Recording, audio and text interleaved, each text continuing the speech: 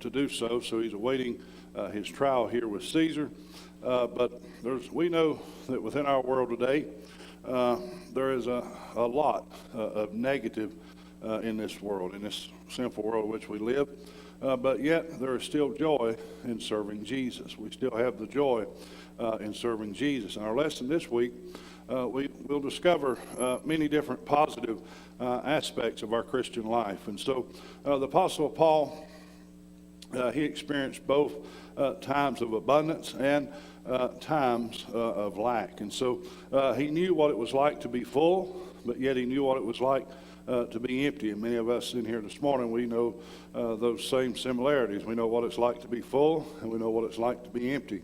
But elsewhere there in the New Testament, we read of other areas in which Paul experienced hardships. He experienced suffering. And so in 2 Corinthians chapter 11, he listed a number of trials that he experienced.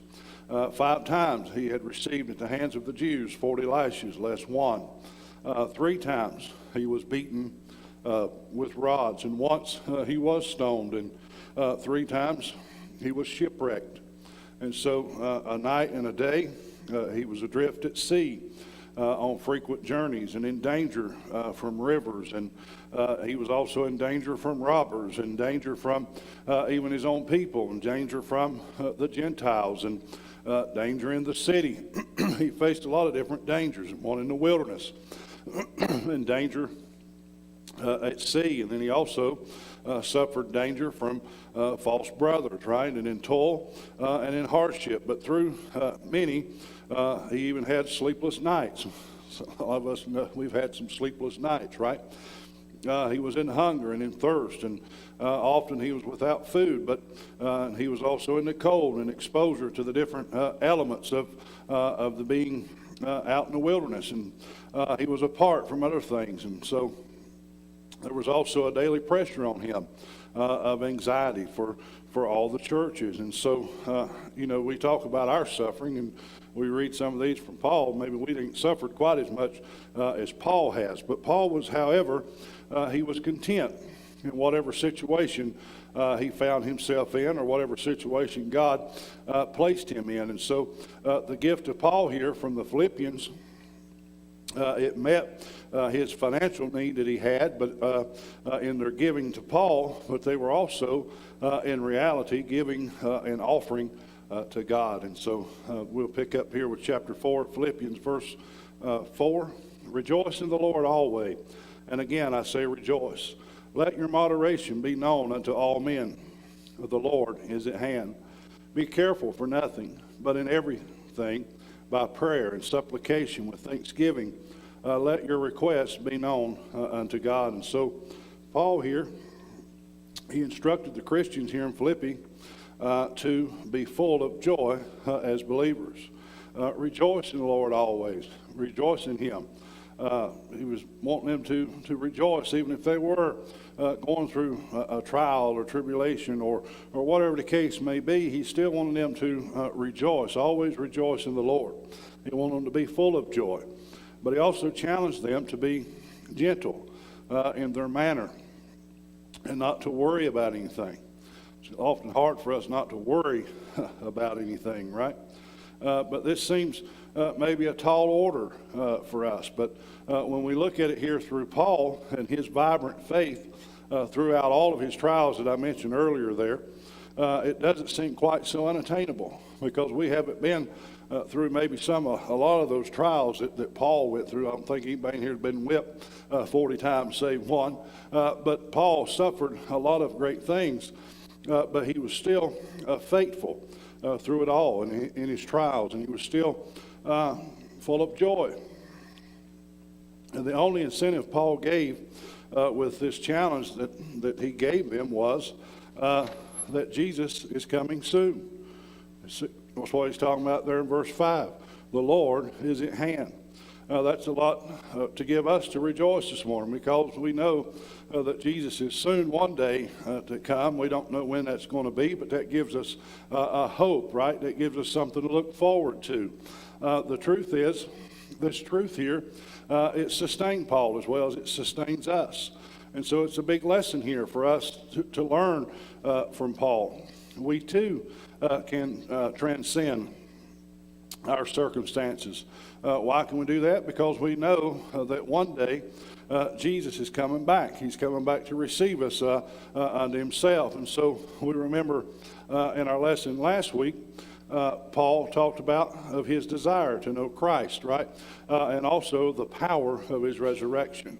And so therefore he could rejoice because he had hope. He had something to look for. He knew the Lord was at hand. And therefore he could rejoice. Verse 7, and the peace of God, which passeth all understanding, shall keep your hearts and minds through Christ Jesus. Paul reminded us that the peace of God here that transcends our human comprehension will guard our hearts as well and our minds if we were like as if we were in some type of divine fortress, something that was protecting us. But he don't want us to dwell on craziness, right? He don't want us to dwell on gossip that we hear, and he don't want us to dwell on the negative things, right? If we dwell on negative things, we're never going to find any joy. If we sit at home at night and worry about everything coming and going and what somebody said or what somebody thinks, we're never going to have peace. We'll have torment, right? So we don't want to dwell on those type of things. We want to get rid of that. We want to get that out of our hearts and our minds. We want to get our minds right, right? That's what Dad says a lot of times. I won't say to who. But anyway, we want to get our minds right. We want to get our minds off of the negative things. We want to keep ourselves away from negative talk and negative people. But it'll guard us. It'll guard our hearts and it'll guard our minds. But this wonderful peace here we're talking about that God gives, it comes to us after we have obeyed, right? We've obeyed the positive commands of those previous verses. Rejoice in the Lord always. And again, rejoice. And let your moderation be known unto all men. That the Lord is at hand. And be careful for nothing, but in everything by prayer and supplication. We want to give thanksgiving, right? But we also want to let our requests be made known unto God. He knows what our requests are. He knows what we have need of. But he likes for us to talk to him, right? He likes for us to let it be made known unto him. And we want to have this peace of God because the peace of God passeth all understanding, right? Verse 8.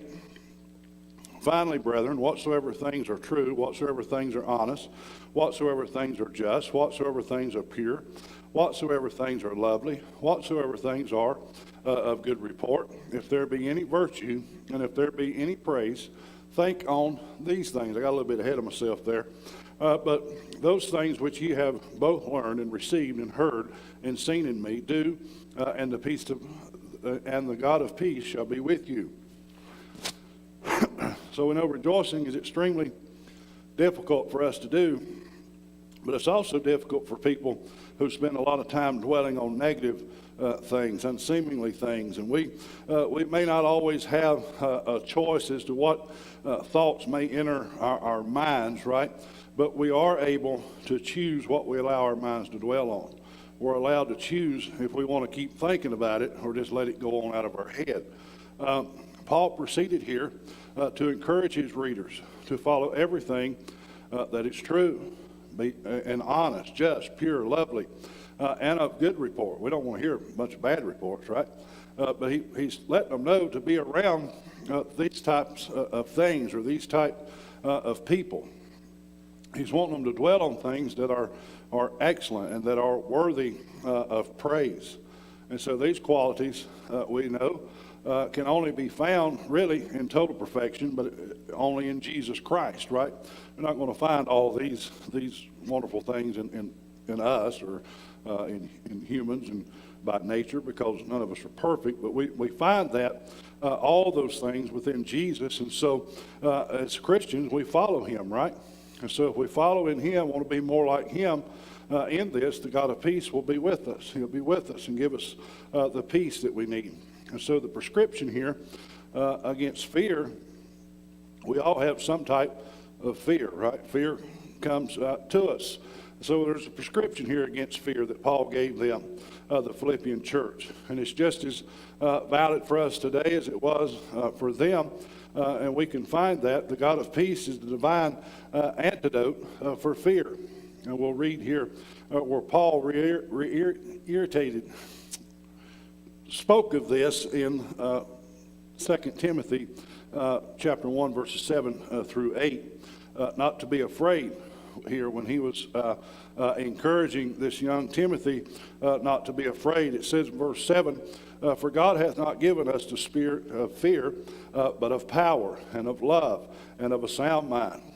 And be not thou therefore ashamed of the testimony of our Lord, nor of me his prisoner, but be thou partaker of the afflictions of the gospel according to the power of God. And so suffering is sort of part of the deal for us, as for the Christian. Paul encouraged these believers here to follow his example.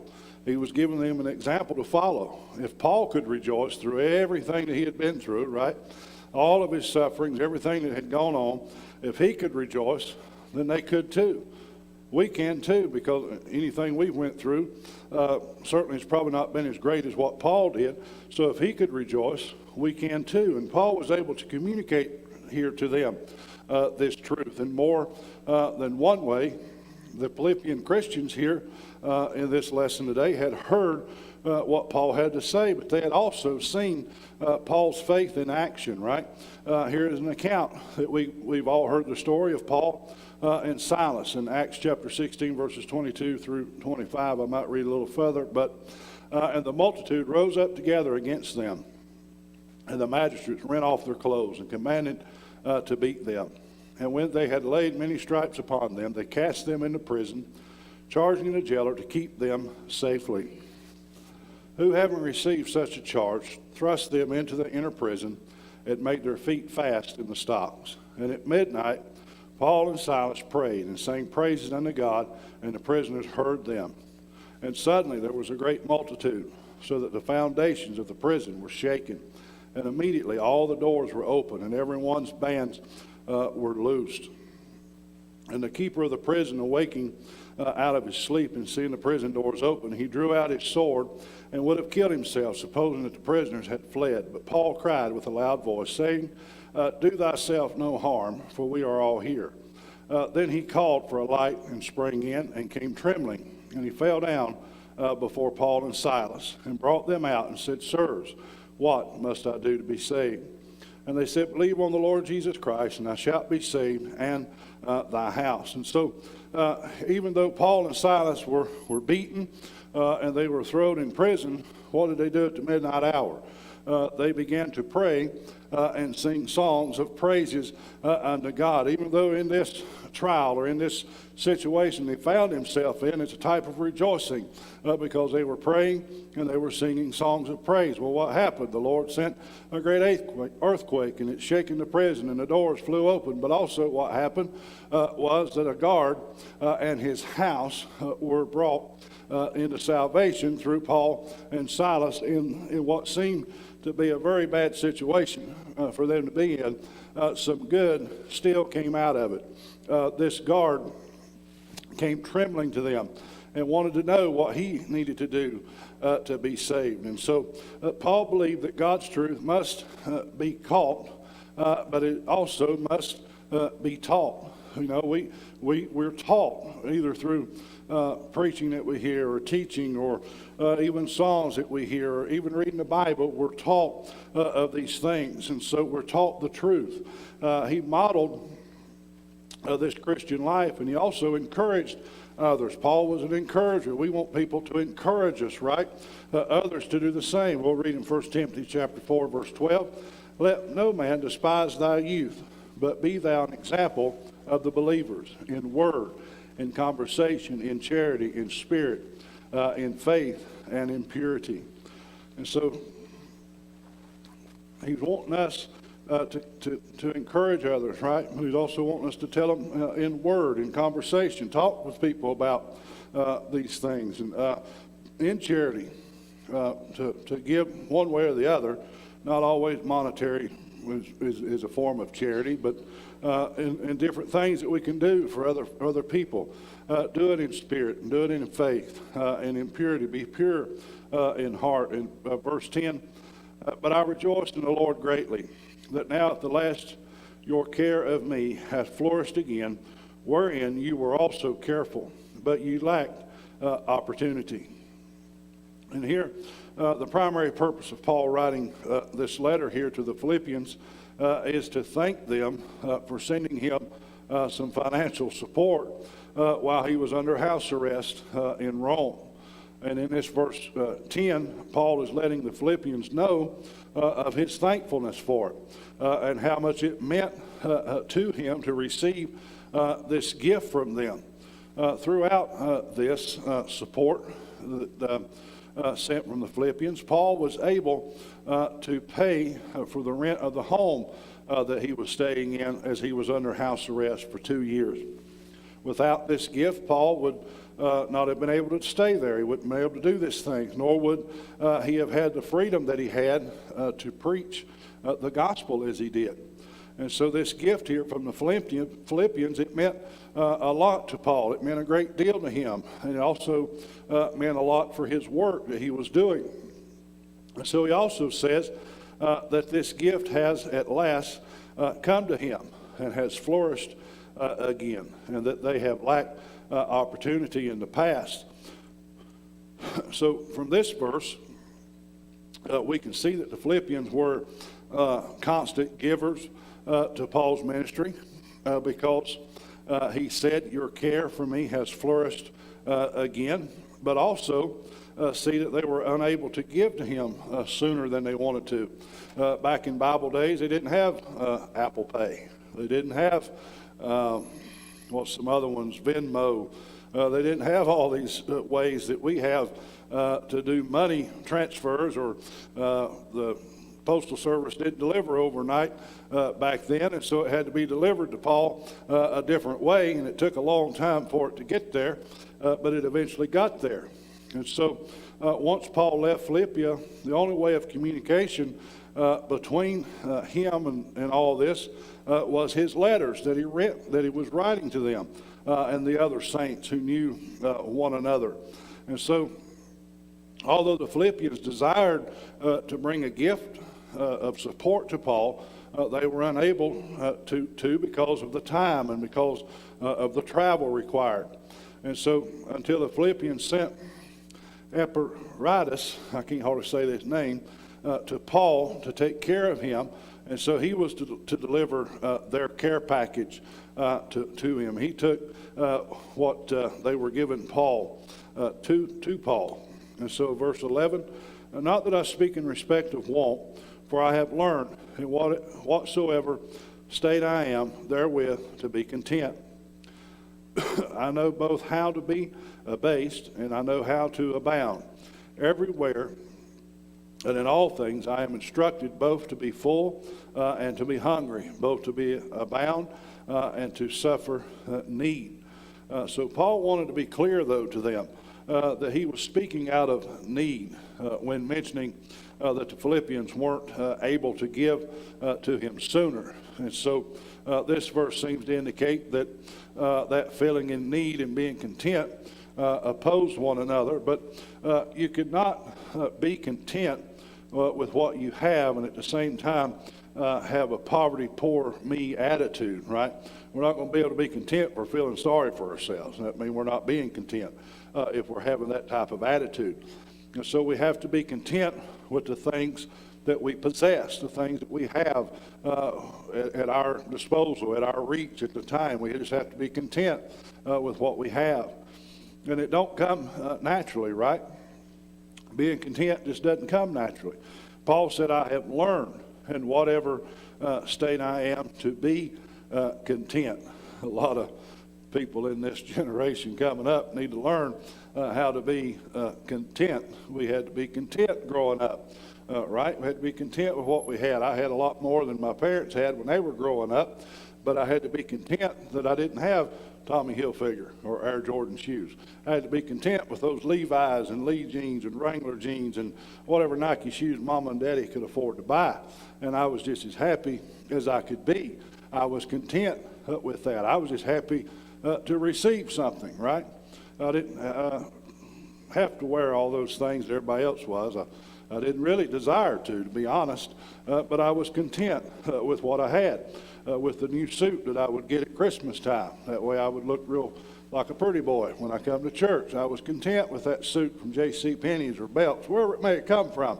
I was content with that. And so I learned to be content. I learned to make do with sometimes what toys I had. I learned to be content playing basketball outside by myself. I mean, I was just content. But you learn to be content, as Paul was. It's something that we grow into, right? As we develop our relationship with God. And so the more and more that we fellowship with God and His Word, the more content and the more satisfied we become, right? And so we have to remember here that Paul was still a prisoner, even though he was under house arrest in Rome. And he was also facing possible execution while he was writing this letter. But yet he was content. He didn't dwell on that thing. And so in addition to our relationship with God, and another main way that we can remain content is to be mission focused like Paul. Paul was mission focused because we have a mission to accomplish, right?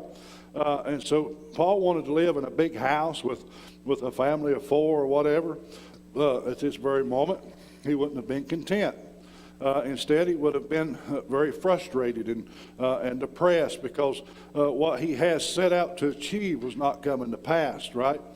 So since the promotion of Jesus was all that mattered to Paul, Jesus was all that mattered to him, promoting the gospel. Things were going better than ever before for him in reality. But it only came because of his contentment in serving Jesus Christ. Verse 13 and 14. I can do all things through Christ Jesus, through Christ which strengtheneth me. Notwithstanding ye have well done, that you did communicate with my affliction. So we just saw there in the previous verse that Paul learned to be content in whatever situation that he found himself in. And the situations here that he has mentioned to us throughout the New Testament are situations of hunger, need, persecution, and quite a lot of hardship. But Paul here is just saying in this verse that through it all, it was Christ who strengthens me and enables Paul to endure those afflictions. But it was all done for the advancement of the gospel. It wasn't done for Paul trying to advance himself, but it was for the advancement of the gospel. And God, Paul here, he's not saying that he could now be possibly the greatest Olympian or the greatest whatever. Just simply because he is born again, right? He's born again with Christ living inside of him, right? That's how he can do all of these things. Because Jesus Christ came with one purpose. The one purpose of Jesus coming was to seek and to save that which was lost. That was his whole purpose. Jesus was in the business of redeeming people. He was in the business of bringing people back into a relationship with God the Father, because we couldn't come back into that relationship with God because of sin, right? Because of when Adam fell. And so it took Jesus being a supreme sacrifice to enable us to be able to come back into that relationship with God the Father. And so the Philippians gave to the Apostle Paul to support him and to support his work in the Lord. And so by them doing this, they have shared in Paul's distress, right? They have, meaning they took thought and they took care for him, for Paul. And they also put it into action, right? They put it in action to support him in the midst of Paul lacking, in the midst of Paul not having things. And so when we give money to the church or other ministries, the Bible says that we are actually receiving the same reward that they do. Why? Because without somebody holding a rope, right, no one can go down into the pit, right? Without somebody supporting, without having support for the local church, support for a pastor, whatever the case may be, without that support, then how can we get the gospel out? How can we keep the lights on here? How can we keep the doors open, right? How can we do those things? So it takes the giving of our offerings, and maybe just the giving of work that needs to be done right around the church. Different ways to do that. But if we don't have support, if people don't support it, then you can't get anywhere with it, right? You'd never be able to go down into the pits to preach the gospel, is what I'm trying to get out. Verse 15, now ye Philippians know also that in the beginning of the gospel, when I departed from Macedonia, no church communicated with me as concerning giving and receiving, but ye only. For even in Thessalonica you sent once and again unto my necessities. So we see here in this verse that the Philippians were the biggest givers to Paul. They were his biggest supporters that he had. No other church ever gave to Paul after he left them. And so Paul most likely suffered for the gospel more than any other apostle and more than any other believer, really. But not only did he suffer more, but he even worked harder than anyone else. He selflessly gave, right? He selflessly laid down his life for the salvation of men. Yet only one church supported him, the Philippian church. And so because of this, Paul had to often work as a tent maker to be able to provide for himself. Dad had to work a full-time job and pastor at the same time to support his family. It's just things he had to do. It wasn't, he didn't become rich, and he still ain't rich off of being a pastor of a church. But he had to work a full-time job. So the same here with Paul.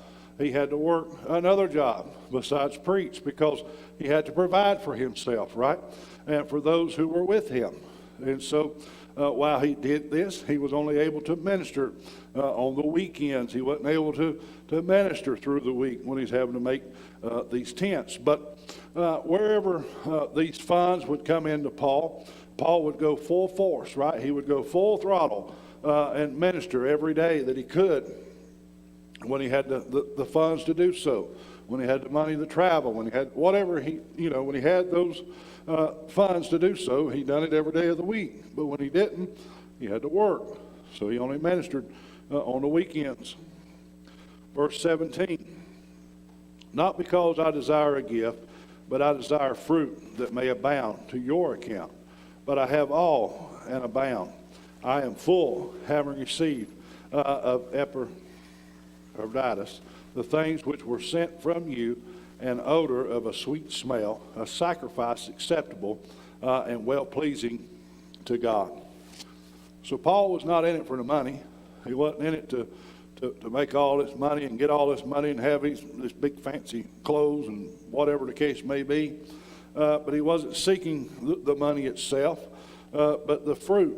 He was seeking the fruit that came from the labor that the money allowed. He was seeking that fruit to save that one more soul where he preached the gospel of Jesus Christ, right? That someone else would receive what he had received. That was the fruit that he was talking about.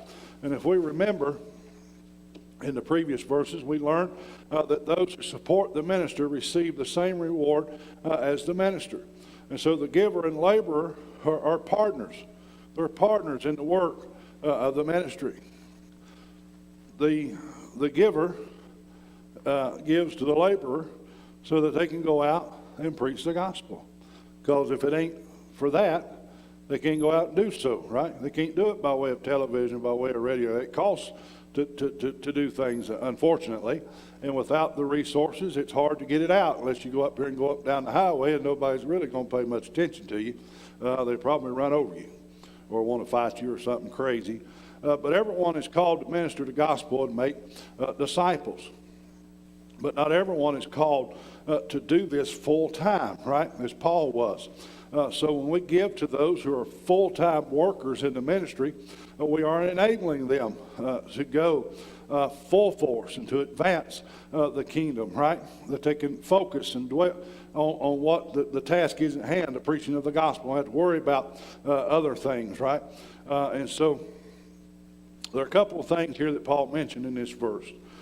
First, he lets them know that because of their gift, all of his needs are met, all the needs that he had. And more than this, he is abounding, right? He's got more than the need was. He's abounding within. And so that gave so much to Paul that he could say, I have all that I need and abound. And so the Philippians, it seems here, were a very generous church. Then second, Epaphroditus was the one who delivered this gift to Paul. And he was the one who most likely delivered this letter to the Philippians. He was like the messenger, the go-between. And so Paul tells them that this gift that they gave him was a sweet-smelling aroma, an acceptable sacrifice, and that it was well-pleasing to God. And so our offerings and our gifts, its financial support, it's well-pleasing to God. And so we should give out. We should not give it because we feel obligated, right? We don't do that. But we recognize the financial support, right, to the ministry and to those in need, right? And so it blesses and pleases God that we do those things. And God, he doesn't delight in those who give out of obligation, right? He delights in those who give cheerfully with the same heart that he has. And so in conclusion here, I've tried to go as fast as I could with all these verses. The book of Philippians has been called the happy epistle. And so the positive tone here that Paul had has been captured in this text that we have just studied. Paul was content. He was happy. He rejoiced in the Lord always, right? And so he wanted to get that same message out. He wanted the Philippian church to follow that same example that he had. And Paul exhorted to his readers to rejoice. He wants us to rejoice and give thanks, right? He also encouraged them to dwell on positive things, to dwell on the positive things, dwell on things that are pure, lovely, good report, right? On things that are true and honest, whatsoever things are pure. He wanted them to do that. He gave them those types of things to dwell on. Don't dwell on the negative things of life. Don't dwell on the negativity that you hear. Don't dwell on the negativity of the news channel, whatever case may be. Don't dwell on the negativity of gossip that you may hear. Dwell on these things that Paul is telling us to do.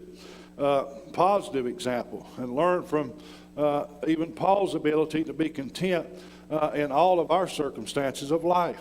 It's sometimes hard to rejoice, right? But this is one of the many disciplines that we go through in this Christian life and this Christian walk.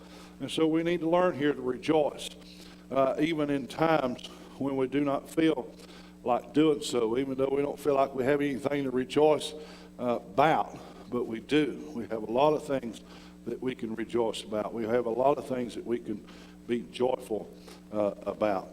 And I trust you got something today in learning to be content and contentment from Paul here. Mom, you dismiss us?